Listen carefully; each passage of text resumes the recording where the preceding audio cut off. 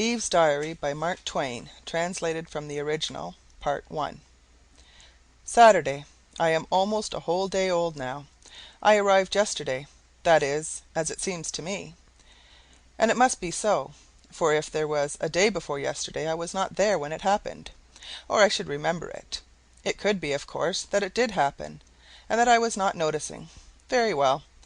I will be very watchful now, and if any day before yesterdays happen, I will make a note of it. It will be best to start right and not let the record get confused, for some instinct tells me that these details are going to be important to the historian some day. For I feel like an experiment. I feel exactly like an experiment. It would be impossible for a person to feel more like an experiment than I do. And so I am coming to feel convinced that that is what I am, an experiment, just an experiment, and nothing more. Then if I am an experiment, am I the whole of it? No, I think not. I think the rest of it is part of it. I am the main part of it, but I think the rest of it has its share in the matter. Is my position assured, or do I have to watch it and take care of it? The latter, perhaps. Some instinct tells me that the eternal vigilance is the price of supremacy. That is a good phrase, I think, for one so young. Everything looks better today than it did yesterday. In the rush of finishing up yesterday, the mountains were left in a ragged condition, and some of the plains were so cluttered with rubbish and remnants that the aspects were quite distressing. Noble and beautiful works of art should not be subjected to haste, and this majestic new world is indeed a most noble and beautiful work, and certainly marvellously near to being perfect, notwithstanding the shortness of the time. There are too many stars in some places and not enough in others, but that can be remedied presently, no doubt. The moon got loose last night and slid down and fell out of the scheme, a very great loss. It breaks my heart to think of it. There isn't another thing among the ornaments and decoration that is comparable to it for beauty and finish. It should have been fastened better, if we can only get it back again. But of course there is no telling where it went to, and besides, whoever gets it will hide it. I know it, because I would do it myself. I believe I can be honest in all other matters, but I already begin to realize that the core and center of my nature is love of the beautiful, a passion for the beautiful, and that it would not be safe to trust me with a moon that belonged to another person, and that person didn't know I had it. I could give up a moon that I found in the daytime, because I should be afraid some one was looking. But if I found it in the dark, I am sure I should find some kind of an excuse for not saying anything about it. For I do love moons. They are so pretty and so romantic. I wish I had 5 or 6. I would never go to bed. I should never get tired of lying on the moss bank and looking up at them. Stars are good too. I wish I could get some to put in my hair. But I suppose I never can. You would be surprised to find out how far off they are, for they do not look it. When they first showed last night, I tried to knock some down with a pole, but it didn't reach, which astonished me. Then I tried clods till I was all tired out, but I never got one. It was because I am left-handed and cannot throw good. Even when I aimed at the one I wasn't after, I couldn't hit the other one, though I did make some close shots, for I saw the black dot of the clod sail right into the midst of the golden clusters 40 or 50 times, just barely missing them. And if I could have held out a little longer, maybe I could have got one. So I cried a little, which was natural, I suppose, for one of my age, and after I was rested I got a basket and started for a place on the extreme rim of the circle, where the stars were close to the ground, and I could get them with my hands, which would be better anyway, because I could gather them tenderly then and not break them. But it was further than I thought, and at last I had to give it up. I was so tired I couldn't drag my feet another step, and besides, they were so sore and hurt me very much. I couldn't get back home. It was too far and turning cold, but I found some tigers and nestled in among them and was most adorably comfortable, and their breath was sweet and pleasant, because they live on strawberries. I had never seen a tiger before, but I knew them in a minute by the stripes. If I could have one of those skins, it would make a lovely gown. Today I am getting better ideas about distances. I was so eager to get hold of every pretty thing that I giddily grabbed for it, sometimes when it was too far off, and sometimes when it was but 6 inches away but seemed a foot. Alas, with thorns in between! I learned a lesson. Also, I made an axiom, all out of my own head, my very first one. The scratched experiment shuns the thorn. I think it's a very good one for one so young. I followed the other experiment around yesterday afternoon at a distance to see what it might be for, if I could, but I was not able to make out. I think it is a man. I had never seen a man, but it looked like one, and I feel sure that that is what it is. I realize that I feel more curiosity about it than about any of the other reptiles, if it is a reptile, and I suppose it is, for it has frowsy hair and blue eyes, and looks like a reptile. It has no hips. It tapers like a carrot when it stands. It spreads itself apart like a derrick, so I think it is a reptile, though it may be architecture. I was afraid of it at first and started to run every time it turned around, for I thought it was going to chase me. But by and by I found it was only trying to get away, so after that I was not timid any more, but tracked it along several hours, about 20 yards behind, which made it very nervous and unhappy. At last it was a good deal worried and climbed a tree. I waited a good while, then gave it up and went home. Today the same thing over. I've got it up the tree again. Sunday, it is up there yet, resting apparently, but that is a subterfuge. Sunday isn't the day of rest. Saturday is appointed for that. It looks to me like a creature that is more interested in resting than in anything else. It would tire me to rest so much. It tires me just to sit around and watch the tree. I do wonder what it is for. I never see it do anything. They returned the moon last night, and I was so happy. I think it was very honest of them. It slid down and fell off again, but I was not distressed. There is no need to worry when one has that kind of neighbors. They will fetch it back. I wish I could do something to show my appreciation. I would like to send them some stars, for we have more than we can use. I mean I, not we, for I can see that the reptile cares nothing for such things. It has low tastes and is not kind. When I went there yesterday evening in the gloaming, it had crept down and was trying to catch the little speckled fishes that play in the pool, and I had to clod it to make it go up the tree again and let them alone. I wonder if that is what it is for. Hasn't it any heart? Hasn't it any compassion for those little creatures? Can it be that it was designed and manufactured for such ungentle work? It has the look of it. One of the clods took it back of the ear, and it used language. It gave me a thrill, for it was the first time I had ever heard speech except my own. I did not understand the words, but they seemed expressive. When I found that it could talk, I felt a new interest in it, for I love to talk. I talk all day, and in my sleep too, and I am very interesting. But if I had another to talk to, I could be twice as interesting, and would never stop if desired. If this reptile is a man, it isn't an it, is it? That wouldn't be grammatical, would it? I think it would be he. I think so. In that case, one would parse it thus: nominative, he; dative, him; possessive, his'n. Well, I will consider it a man and call it he until it turns out to be something else. This will be handier than having so many uncertainties. Next week, Sunday. All the week I tagged around after him and tried to get acquainted. I had to do the talking because he was shy, but I didn't mind it.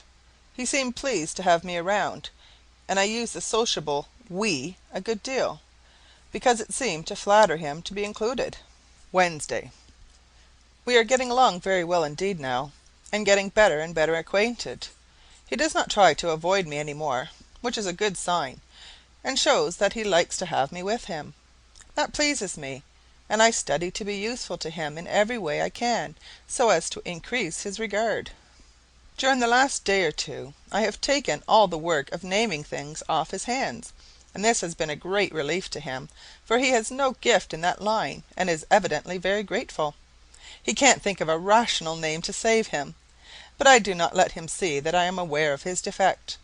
Whenever a new creature comes along, I name it before he has time to expose himself by an awkward silence. In this way I have saved him many embarrassments. I have no defect like this. The minute I set eyes on an animal, I know what it is. I don't have to reflect a moment. The right name comes out instantly. just as if it were an inspiration, as no doubt it is, for I am sure it wasn't in me half a minute before. I seem to know, just by the shape of the creature and the way it acts, what animal it is. When the dodo came along, he thought it was a wildcat. I saw it in his eye, but I saved him, and I was careful not to do it in a way that could hurt his pride.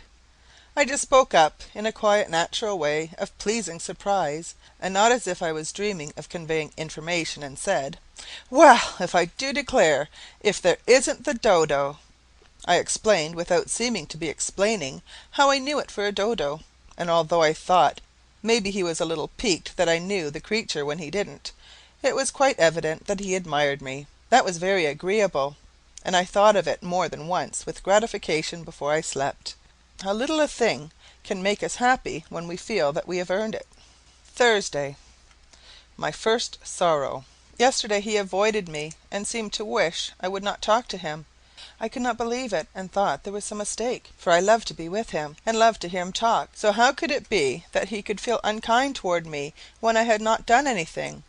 But at last it seemed true, so I went away and sat lonely in the place where I first saw him the morning that we were made, and I did not know what he was, and was indifferent about him, but now it was a mournful place, and every little thing spoke of him, and my heart was very sore. I did not know why very clearly, for it was a new feeling. I had not experienced it before, and it was all a mystery, and I could not make it out. But when night came I could not bear the lonesomeness, and went to the new shelter which he has built, to ask him what I had done that was wrong, and how could I mend it and get back his kindness again. But he put me out in the rain, and it was my first sorrow. End of part 1. Eve's Diary by Mark Twain, translated from the original. Part 2. Sunday. It is pleasant again now, and I am happy, but those were heavy days. I do not think of them when I can help it. I tried to get him some of those apples, but I cannot learn to throw straight. I failed, but I think the good intention pleased him. They are forbidden, and he says I shall come to harm, but so I come to harm through pleasing him. Why shall I care for that harm? Monday. This morning I told him my name, hoping it would interest him, but he did not care for it. It is strange. If he should tell me his name, I would care. I think it would be pleasanter in my ears than any other sound. He talks very little. Perhaps it is because he is not bright, and is very sensitive about it, and wishes to conceal it. It is such a pity that he should feel so, for brightness is nothing. It is in the heart that the value lies. I wish I could make him understand that a loving good heart is riches, and riches enough, and that without it intellect is poverty. Although he talks so little, he has quite a considerable vocabulary. This morning he used a surprisingly good word. He evidently recognized himself that it was a good one, for he worked it in twice afterward casually. It was good casual art, still it showed that he possesses a certain quality of perception. Without a doubt that seed can be made to grow if cultivated. Where did he get that word? I do not think I have ever used it. No, he took no interest in my name. I tried to hide my disappointment, but I suppose I did not succeed. I went away and sat on the moss bank, with my feet in the water. It is where I go when I hunger for companionship, someone to look at, someone to talk to. It is not enough, that lovely white body painted there in the pool, but it is something, and something is better than utter loneliness. It talks when I talk. It is sad when I am sad. It comforts me with its sympathy. It says, "Do not be downhearted, you poor friendless girl. I will be your friend." It is a good friend to me, and my only one. It is my sister. That first time that she forsook me, I shall never forget that, never, never. My heart was lead in my body. I said she was all I had, and now she is gone. In my despair I said, "Break my heart. I cannot bear my life any more," and hid my face in my hands, and there was no solace for me.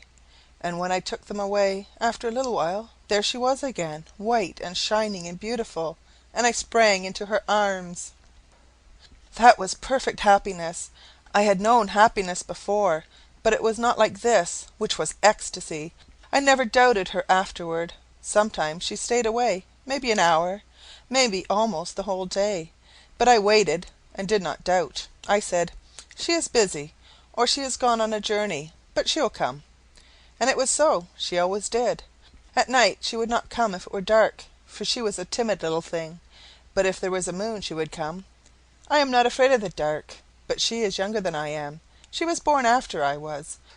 Many and many are the visits I have paid her. She is my comfort and my refuge when my life is hard, and it is mainly that. Tuesday. All the morning I was at work improving the estate, and I purposely kept away from him in the hope that he would get lonely and come, but he did not. At noon I stopped for the day, and took my recreation by flitting all about with the bees and the butterflies, and revelling in the flowers, those beautiful creatures that catch the smile of God out of the sky and preserve it. I gathered them, and made them into wreaths and garlands, and clothed myself in them while I ate my luncheon apples, of course. Then I sat in the shade and wished and waited, but he did not come. But no matter. Nothing would have come of it, for he does not care for flowers. He called them rubbish, and cannot tell one from another, and thinks it superior to feel like that. He does not care for me. He does not care for flowers. He does not care for the painted sky at eventide. Is there anything he does care for, except building shacks to coop himself up in from the good clean rain, and thumping the melons, and sampling the grapes, and fingering the fruit on the trees, to see how those properties are coming along? I laid a dry stick on the ground, and tried to bore a hole in it with another one, in order to carry out a scheme that I had, and soon I got an awful fright. A thin, transparent, bluish film rose out of the hole, and I dropped everything and ran. I thought it was a spirit, and I was so frightened. But I looked back, and it was not coming, so I leaned against a rock, and rested, and panted, and let my limbs go on trembling until they got steady again. Then I crept warily back, alert, watching, and ready to fly if there was occasion. And when I was come near, I parted the branches of a rose bush, and peeped through, wishing the man was about. I was looking so cunning and pretty, but the spirit was gone. I went there, and there was a pinch of delicate pink dust in the hole. I put my finger in it to feel it, and said, "Ouch!" and took it out again. It was a cruel pain. I put my finger in my mouth, and by standing first on one foot and then on the other, and grunting, I presently eased my misery. Then I was full of interest, and began to examine. I was curious to know what the pink dust was. Suddenly the name of it occurred to me, though I had never heard of it before. It was fire. I was certain of it, as a person could be of anything in the world, so without hesitation I named it that, fire. I had created something that didn't exist before. I had added a new thing to the world's uncountable properties. I realized this, and was proud of my achievement, and was going to run and find him and tell him about it, thinking to raise myself in his esteem.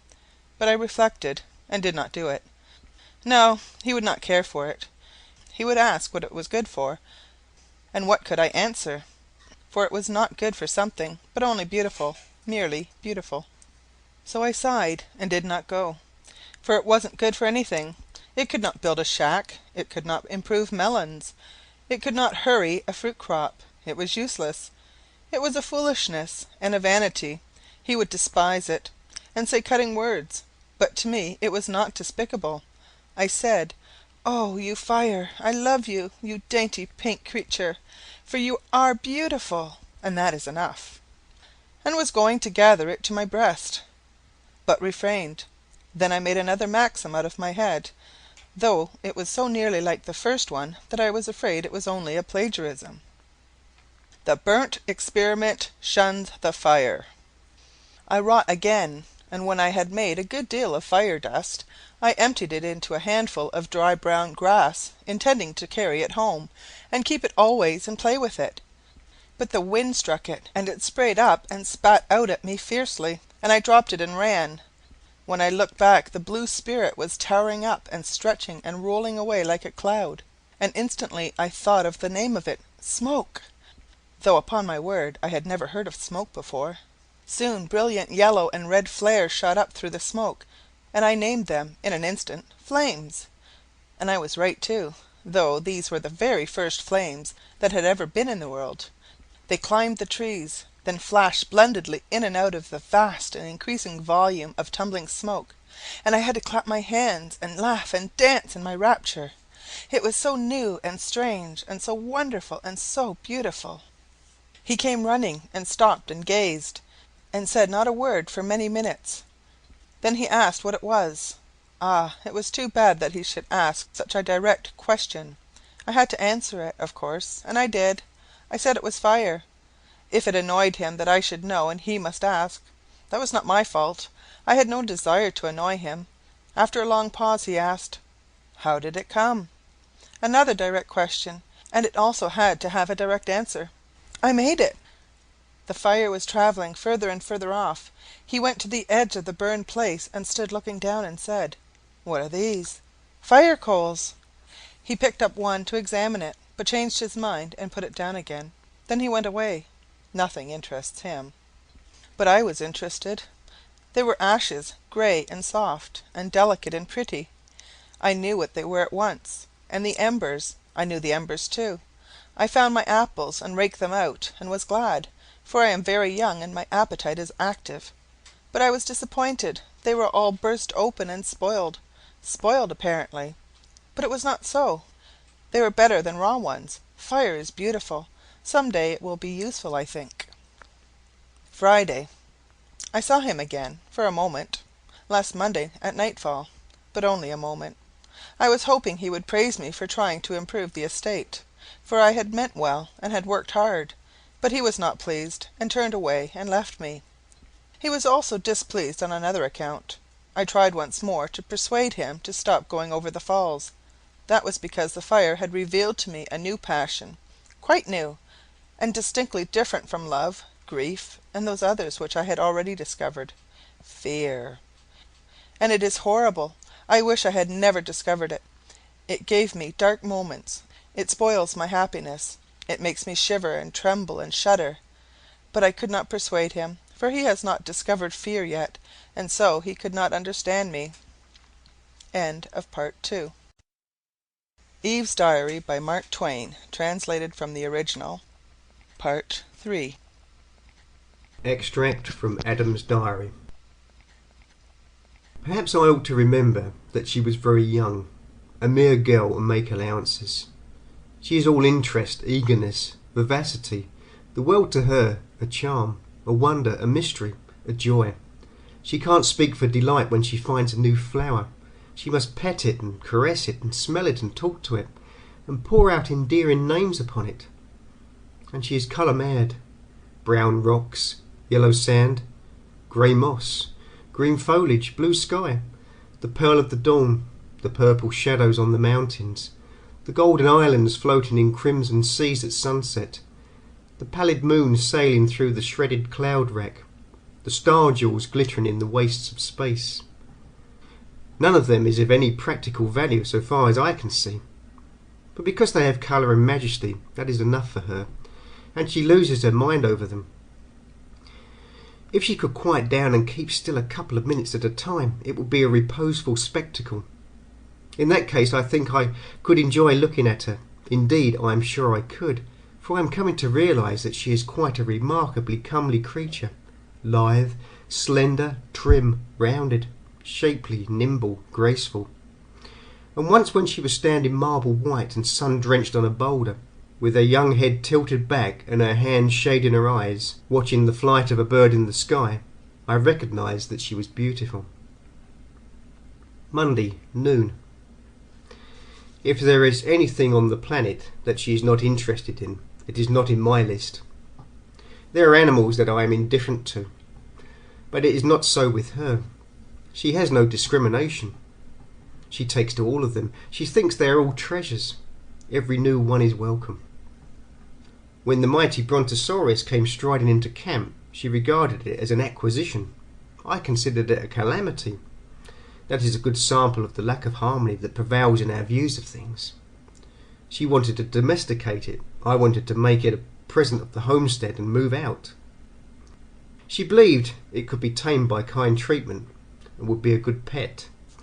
I said a pet 21 feet high and 84 feet long would be no proper thing to have about the place, because even with the best intentions and without meaning any harm, it could sit down on the house and mash it, for anyone could see by the look of its eye that it was absent-minded. Still, her heart was set upon having that monster, and she couldn't give it up. She thought we could start a dairy with it and wanted me to help milk it. But I wouldn't. It was too risky. The sex wasn't right. We hadn't any ladder anyway. Then she wanted to ride it and look at the scenery. 30 or 40 feet of its tail was lying on the ground like a fallen tree, and she thought she could climb it, but she was mistaken. When she got to the steep place, it was too slick, and down she came, and would have hurt herself but for me. Was she satisfied now? No. Nothing ever satisfies her but demonstration. Untested theories are not in her line, and she won't have them. It's the right spirit, I concede it. It attracts me. I feel the influence of it. If I were with her more, I think I should take it up myself. Well, she had one theory remaining about this colossus. She thought that if we could tame it and make him friendly, we could stand in the river and use him for a bridge. It turned out that he was already plenty tame enough, at least as far as she was concerned. So she tried her theory, but it failed. Every time she got him properly placed in the river and went ashore to cross over him, he came out and followed her around like a pet mountain. Like the other animals, they all do that. Tuesday, Wednesday, Thursday, and today, all without seeing him. It is a long time to be alone. Still, it is better to be alone than unwelcome. Friday. I had to have company. I was made for it, I think. So I made friends with the animals. They are just charming, and they have the kindest disposition and the politest ways. They never look sour. They never let you feel that you are intruding. They smile at you and wag their tail, if they've got one, and they are always ready for a romp or an excursion or anything you want to propose. I think they are perfect gentlemen. All these days we have had such good times, and it hasn't been lonesome for me, ever. Lonesome? No, I should say not. Why, there's always a swarm of them around, sometimes as much as 4 or 5 acres. You can't count them, and when you stand on a rock in the midst and look out over the furry expanse, it is so mottled and splashed and gay with colour and frisking sheen and sun flash, and so rippled with stripes that you might think it was a lake, only you know it isn't. And there's storms of sociable birds, and hurricanes of whirring wings, and when the sun strikes all that feathery commotion, you have a blazing up of all the colours you can think of, enough to put your eyes out. We have made long excursions, and I have seen a great deal of the world, almost all of it, I think. And so I am the first traveller, and the only one. When we are on the march, it is an imposing sight. There's nothing like it anywhere. For comfort, I ride a tiger or a leopard, because it is soft and has a round back that fits me, and because they are such pretty animals. But for long distance, or for scenery, I ride the elephant. He hoists me up with his trunk, but I can get off myself. When we are ready to camp, he sits, and I slide down the back way. The birds and animals are all friendly to each other, and there are no disputes about anything. They all talk, and they all talk to me. But it must be a foreign language, for I cannot make out a word they say. Yet they often understand me when I talk back, particularly the dog and the elephant. It makes me ashamed. It shows that they are brighter than I am, for I want to be the principal experiment myself, and I intend to be too. I have learned a number of things, and am educated now. But I wasn't at first. I was ignorant at first. At first it used to vex me because with all my watching I was never smart enough to be around when the water was running uphill. But now I do not mind. I have experimented and experimented until now I know it never does run uphill, except in the dark. I know it does in the dark because the pool never goes dry, which it would, of course, if the water didn't come back in the night. It is best to prove things by actual experiment, then you know. Whereas if you depend on guessing and supposing and conjecturing, you never get educated. Some things you can't find out. But you will never know if you can't by guessing and supposing. No, you have to be patient and go on experimenting until you find out that you can't find out. and it is delightful to have it that way. It makes the world so interesting.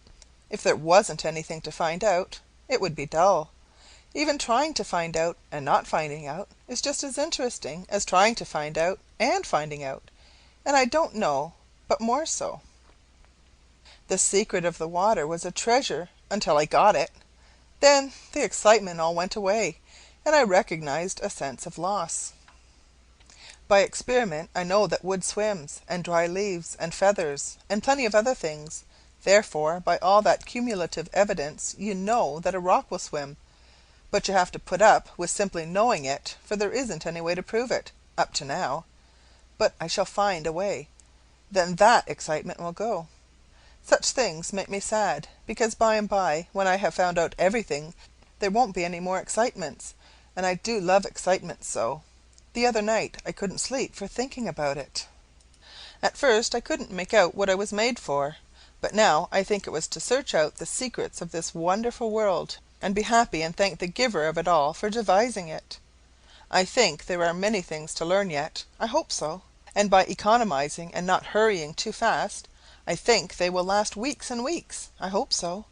And when you cast up a feather it sails away on the air, and it goes out of sight. Then you throw up a clod, and it doesn't. It comes down every time.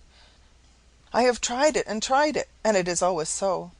I wonder why it is. Of course it doesn't come down, but why should it seem to? I suppose it is an optical illusion. I mean one of them is. I don't know which one. It may be the feather, it may be the clod. I can't prove which it is. I can only demonstrate that one or the other is a fake, and let a person take his choice. By watching, I know that the stars are not going to last. I have seen some of the best ones melt and run down the sky. Since one can melt, they can all melt. Since they can all melt, they can all melt the same night. That sorrow will come, I know it. I mean to sit up every night and look at them as long as I can keep awake, and I will impress those sparkling fields on my memory, so that by and by, when they are taken away, I can by my fancy restore those lovely myriads to the black sky, and make them sparkle again, and double them by the blur of my tears. After the fall. When I look back, the garden is a dream to me. It was beautiful, surpassingly beautiful, enchantingly beautiful, and now it is lost, and I shall not see it any more. The garden is lost, but I have found him, and am content. He loves me as well as he can. I love him with all the strength of my passionate nature, and this, I think, is proper to my youth and sex. If I ask myself why I love him, I find I do not know, and do not really much care to know. So I suppose that this kind of love is not the product of reasoning and statistics, like one's love for other reptiles and animals. I think that this must be so. I love certain birds because of their song, but I do not love Adam on account of his singing. No, it is not that. The more he sings, the more I do not get reconciled to it. Yet I ask him to sing, because I wish to learn to like everything he is interested in. I am sure I can learn, because at first I could not stand it, but now I can. It sours the milk, but it doesn't matter. I can get used to that kind of milk.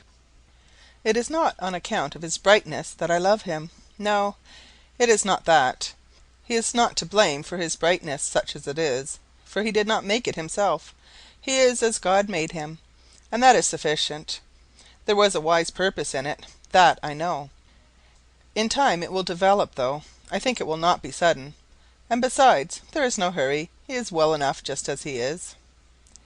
It is not on account of his gracious and considerate ways and his delicacy that I love him. No, he has lacks in this regard, but he is well enough just so, and is improving. It is not on account of his industry that I love him. No, it is not that. I think he has it in him, and I do not know why he conceals it from me. It is my only pain. Otherwise he is frank and open with me now. I am sure he keeps nothing from me but this. It grieves me that he should have a secret from me, and sometimes it spoils my sleep thinking of it. But I will put it out of my mind. It shall not trouble my happiness, which is otherwise full to overflowing. It is not on account of his education that I love him. No, it is not that. He is self-educated, and does really know a multitude of things, but they are not so. It is not on account of his chivalry that I love him. No, it is not that. He told on me, but I do not blame him. It is a peculiarity of sex, I think, and he did not make his sex. Of course, I would have not told on him. I would have perished first. But that is a peculiarity of sex too, and I do not take credit for it, for I did not make my sex. Then why is it that I love him? Merely because he is masculine, I think. At bottom he is good, and I love him for that. But I could love him without it. If he should beat me and abuse me, I should go on loving him. I know it. It is a matter of sex, I think. He is strong and handsome, and I love him for that, and I admire him and am proud of him, but I could love him without those qualities. If he were plain, I should love him. If he were a wreck, I should love him, and I would work for him and slave over him and pray for him and watch by his bedside until I died. Yes, I think I love him merely because he is mine and is masculine. There is no other reason, I suppose.